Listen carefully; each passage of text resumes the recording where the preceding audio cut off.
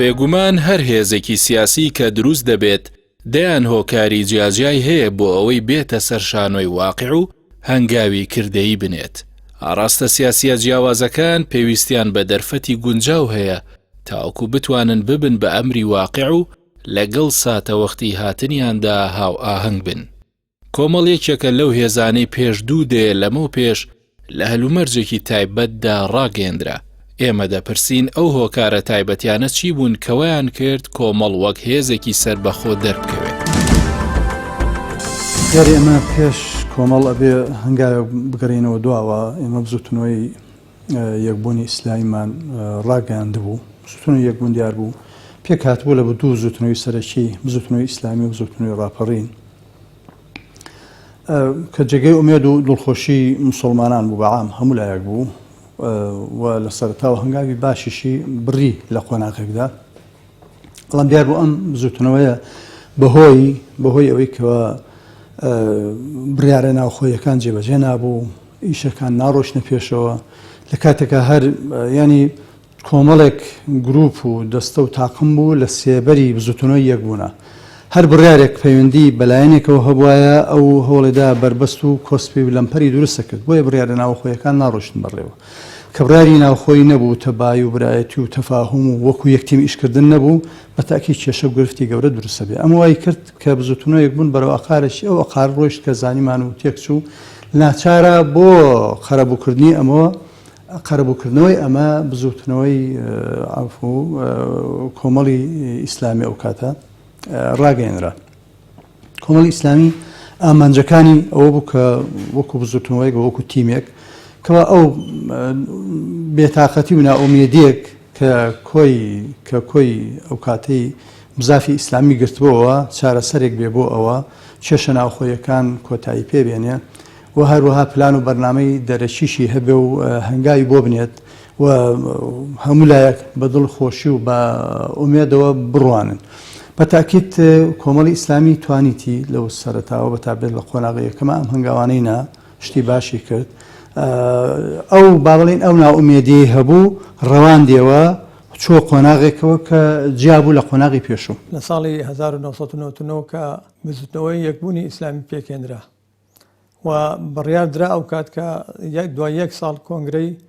بزوتنەوەی یەکبوونی ئیسلامی ببەسرێ و لە کۆنگرە بڕیاری شتەکان بدرێ. ئەوە بوو لە 2000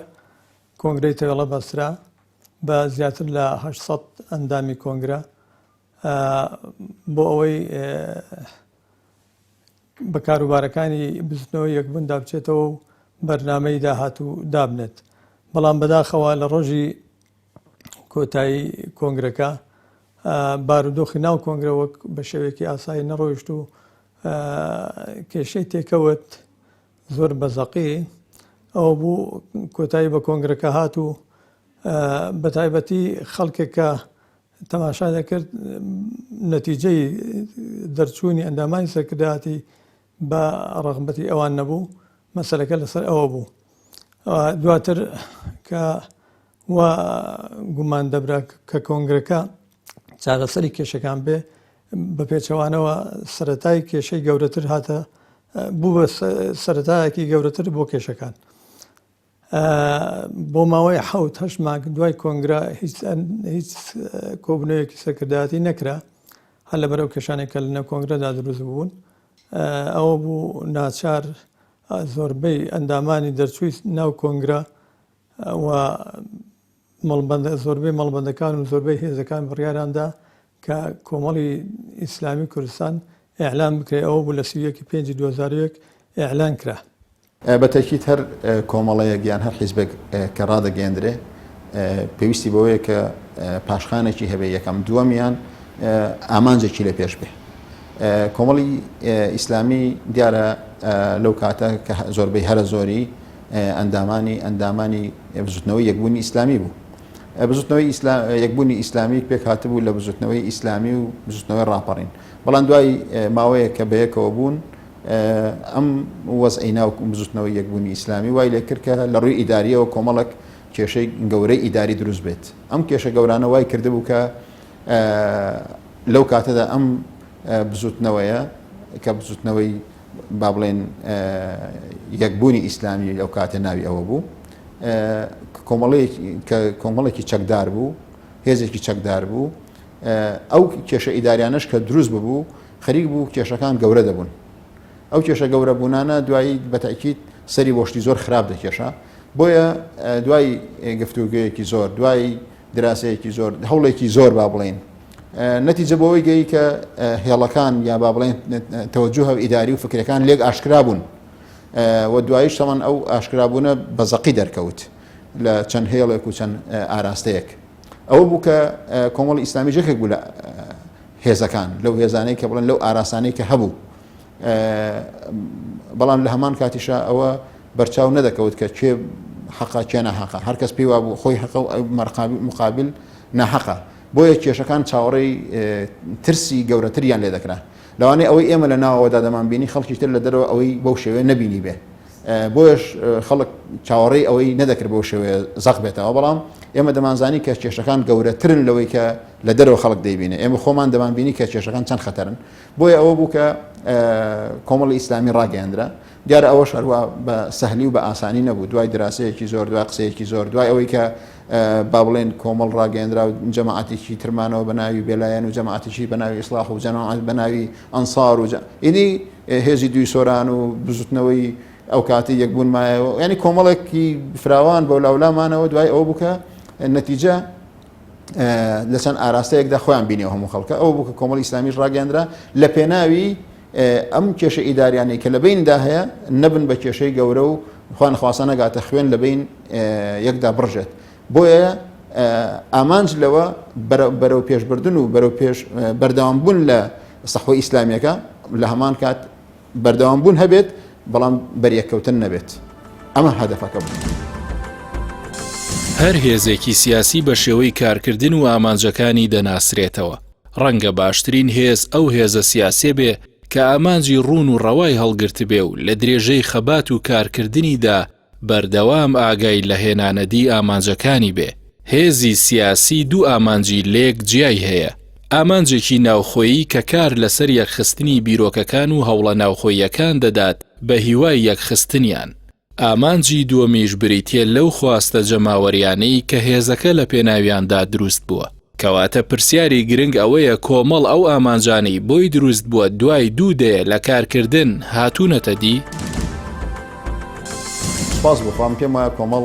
لە ئامانجەکانی تا ڕێدەیەکی زۆر باش سەرکەوتوو بوو کۆمەڵ دوای ڕاگەیاندن سەرکردایەتی کۆمەڵێک پرەنسیپی بۆ خۆی نووسیەوە و بەرنامەی خۆی دانا بۆ ئیشکردن و چەند هێڵێکی گشتی دیاری کرد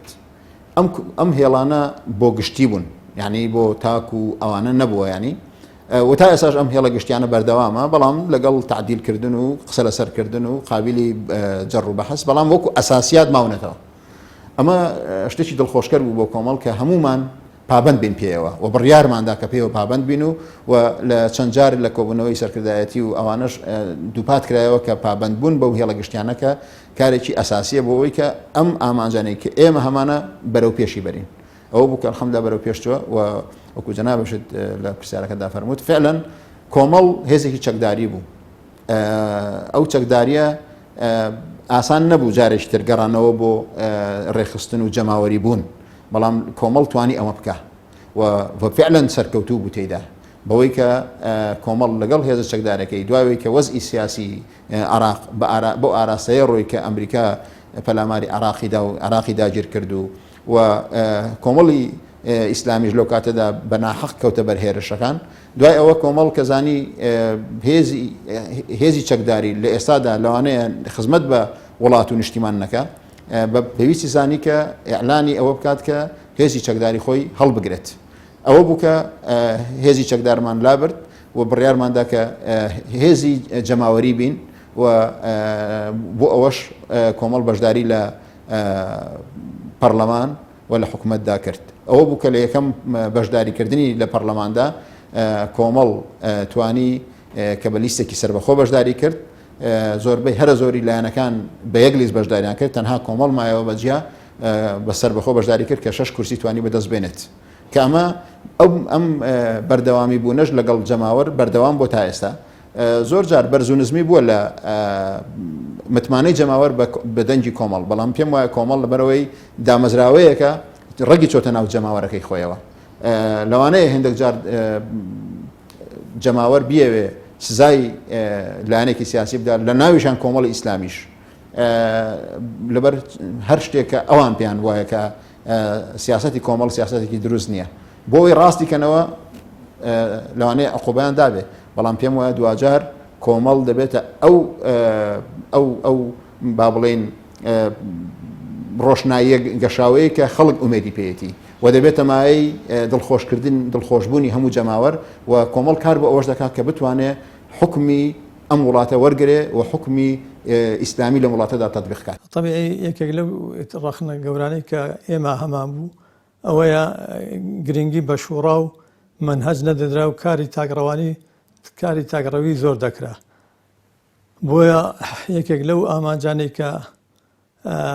کارمان بۆ دەکرد ئەوە بوو کە بە شێوەیەک ئیش بکەین مرکزیت ڕێعات بکرێن و احتیمام بە شوڕا و منهەج بدرێ کە الحەمدولله تا ڕادەیەکی زۆر دوای ئەلانکردنی کۆمەڵی ئیسلامی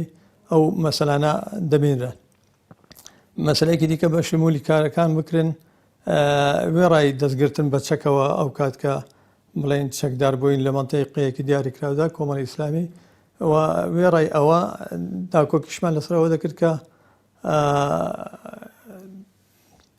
چالاکی دیکەی سیاسی و دیبلۆماسی و ئیعلامی و تەنزیمی و ڕێکخراوەی بکرێت وەکو باقی حیزبەکانی دیکە بچینە ناو جەماوەری خۆمانەوە.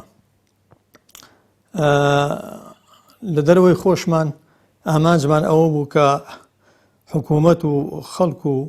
حیزبەکان تێبگەین بەوەی کە کۆمەڵی ئیسلامی دەیەوێت لە خزمەت دین و ژینی خەڵکی خۆی دابێت و دەیەوێت گەندەڵی و خراپەکاری لە حکومڕانی دانەمێنێ و هەروەها لە جێی ئەوەدا چاکسازی و خزمەتگوزاری بۆ خەڵکی فراهەم بێت. ئامانجی زۆری دیکەش هەیە کە دەتوانم بڵێم کۆمەڵی ئیسلامی گەیشتوتێ، بەڵام زۆریش هەیە کە ئێمە نەگەیشتونی ئامانجەکان بۆ نمونە نەیتوانێت زۆر مەسەلەی گرنگ لە خەڵک و جەماوەری خۆی بگەێنێ و نەیتوانیوە گوتاری ئیسلامیەکانی کوردستان ڕێک بخەین بەو مانایە کە یەک گوتار بێت و یەک دەست و یەک هێز بین. کەواتە ئێمە وەکو کۆمەڵی دادگەری ئێستا بەڕاستی پێویستە بە خۆماندا بچینەوە نقاتی ئیجابی لە خۆماندا زیاد بکەین و نقاتی سەلبیش لە خۆماندا کەم بکەین و عیبرەت و پند و ئامۆژگاری وەربگرین لە خەڵکی دیکەی غێری خۆشمان. سروشتی هەموو حیزبێک وایە تاوەکو قیادەی و حیزبە تۆکمە بێ و یەکتیمی کار بکە و پێکەوە هەنگاو بنیان بڕیارەکان جێبەجێ بن، پلان و بەرنامەکان بەرەو پێشەوە بڕۆن، بە تاکید و حیزبە سەرکەوتووە و ئامانجەکانی ئەپێکێ. بەڵام هەر کاتێک ئەمانە کەوتنەژێر پرسیارەوە واتە حیزب مەشغوڵ بوو بەناو خۆیەوە نەیتوانی ئامانجەکان بپێچێ، لە باتی ئەوەی پلان و بەرنامەی دەرەشی جێبەجێ بکە مەشغوڵ بوو بە هەنێک کار و بەرنامەی لاوەشی ناوخۆیەوە بە تاکید ئەلێرە حیزب تووشی شکست دەبێتەوە. بۆیە ئێمە ئەڵێن کۆمەڵ ئامانجەکانی خۆی پێکا لە سەرەتاوە هەنگاوی باشی بڕیوە، بەڵام ئەبێ ئاگادار بێ لەسەر ئەو پلان و بەرنامانە بڕوە. ئێستا ڕێگە نەدا ئەو کەم و کوڕیانی لە ناو بزوتنەوەی یەکبوونا سەری هەڵدا ئەو نوقسانیانەی کە ئێمە لێ ڕامان کرد ڕێگە نەدەین هەموو لایەکمان لەناو کۆمەڵی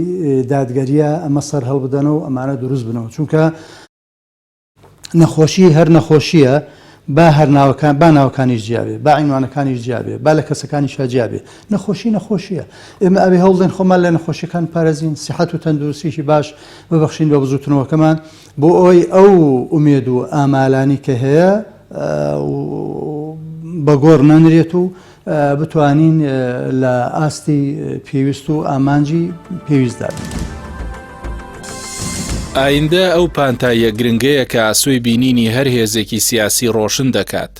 ڕاستە مێژوو گرنگی و باەخی خۆی هەیە، بەڵام ئایندە گرنگترە، چونکە جگەلەوەی دەبێتە شوناسێکی شەفافی هەر هێزێکی سیاسی ئاڕاستەکانی حیزب بەرەو ئامانجەکان ڕادەکێشێ، مێژوو دەتوانێت شەکوای ناسینی هێزێکی دیاریکراو بکات، بەڵام ئایندە زەمانەتی مانەوەی دەکات. کەواتە کۆمەڵ چی بکات بۆ ئەوەی ئایندەی مانەوەی لە گۆڕەپانی سیاسی بە گەورەی و کاریگەری بهێڵێتەوە. زۆر گرنگە لە پەنوەرگرتن دەرزۆرگرتن لە هەڵی ڕابردوو ئەمە خاڵێکە چکە ئەزمون بۆ چییە؟ خوای تعالی فەرمێ فەقسوس القەصص لعلهم يتفکرون.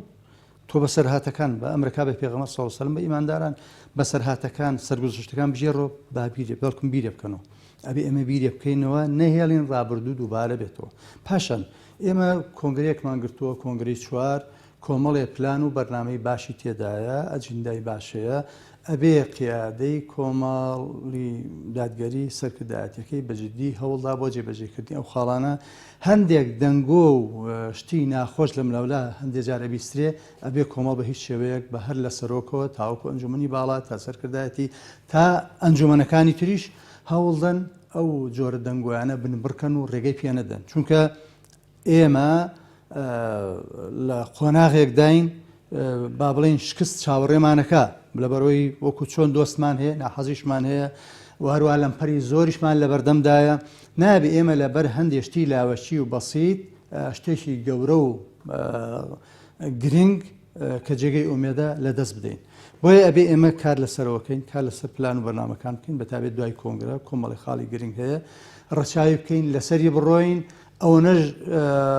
متەڕەدید و ڕاڕا و دوودوڵ نەبین هەوڵدەین لە جێبەجێکردنیدا چونکە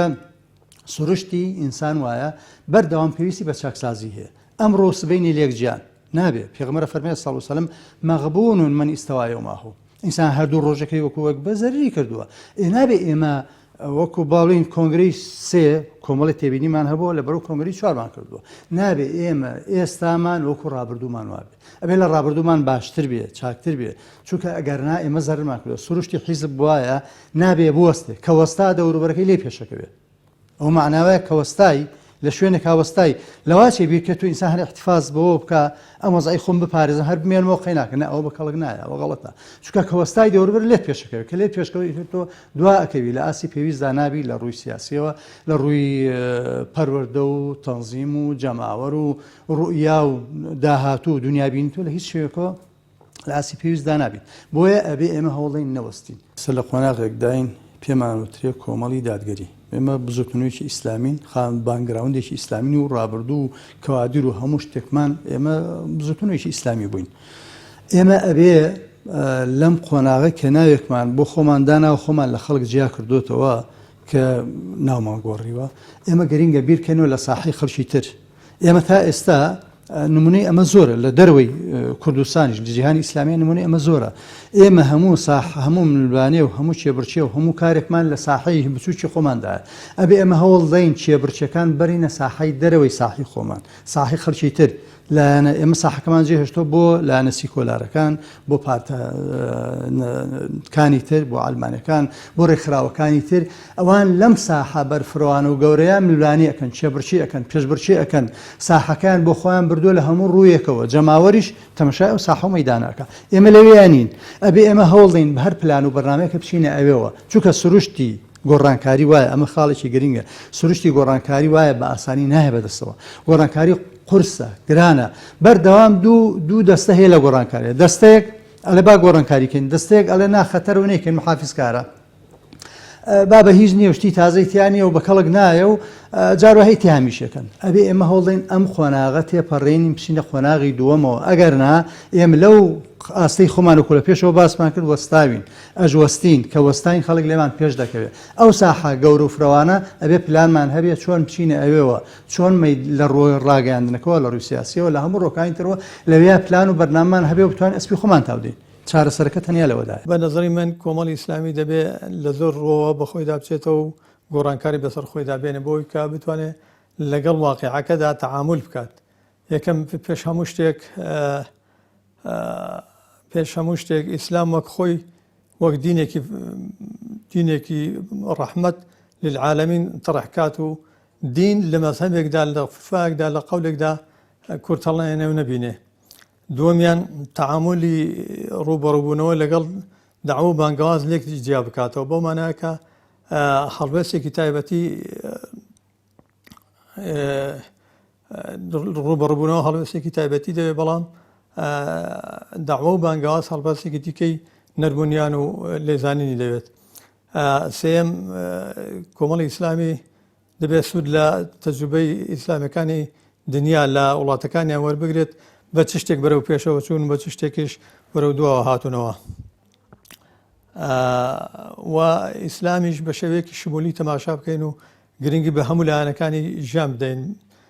سیاسەتی ڕەچاوکردنی بارودۆخی نێوخۆی کوردستان و دەوروبەر و نێونەتەوەیش ئەوە شتێکی گرنگی دیکەیە.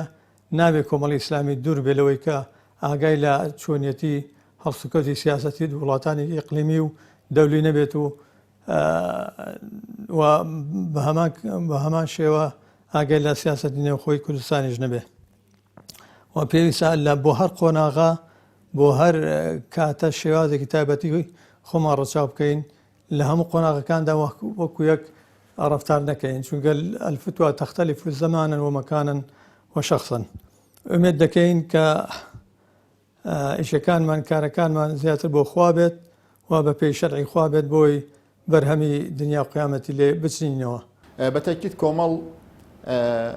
وەکوجان فەرموو کۆمەڵی ئیسلامی لە ڕابردوو و کۆمەڵی دادگەری لە ئێستادا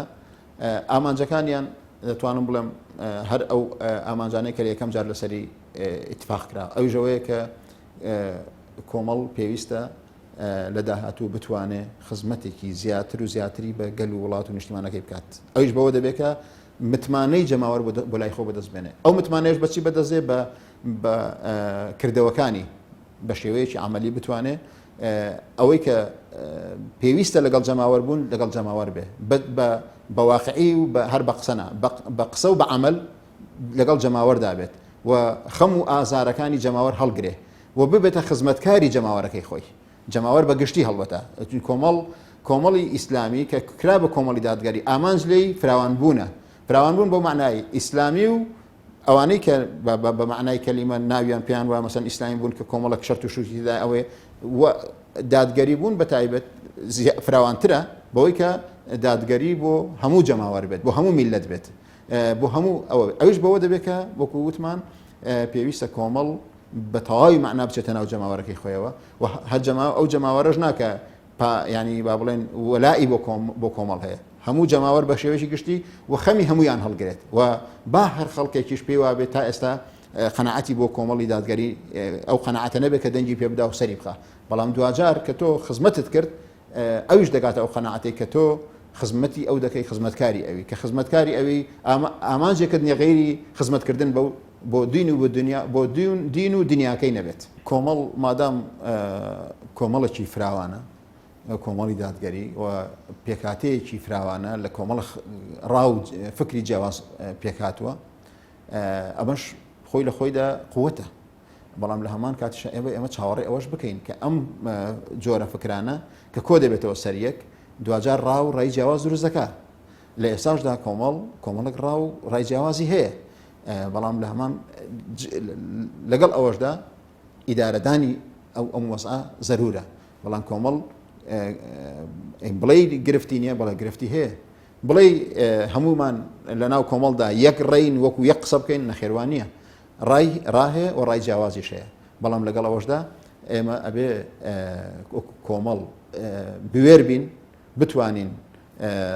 خاڵ لەسەر پیتدا بنین بە معنای کەلیمە بڵێن ئەمە باشە ئەمە خراپە و لە ناو کۆمەڵ بڵێن ئێمە خلافمان هەیە خلافەکەمان لەسەر فلان و فلان و فلانە و بشگەڕین بۆ چارەسەریان و بگەڕین بۆ ئەوەی کە لەکوێدا دەکرێت چارەسەر بکرێن. دیارە ئێمە بەتەکید ینی هەمومان ناتوانین یەک ڕابین و ئیمکانیشی نییە، بەڵام لەگەڵ ئەوەشدا پێویستمان بۆیە کە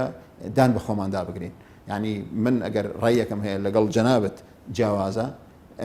با من پێشم وابێ من حەقم ئەبێ ئێمە ئەو قبولکەین ڕای بەرامبەرکە لەوانەیە حەق بێ ئەولاتر بێ. بۆیە لەگەڵ ئەوەشدا ئێمە ئەبێ ئەو دان بە خۆنداگرتنەمان هەبێت، بەڵام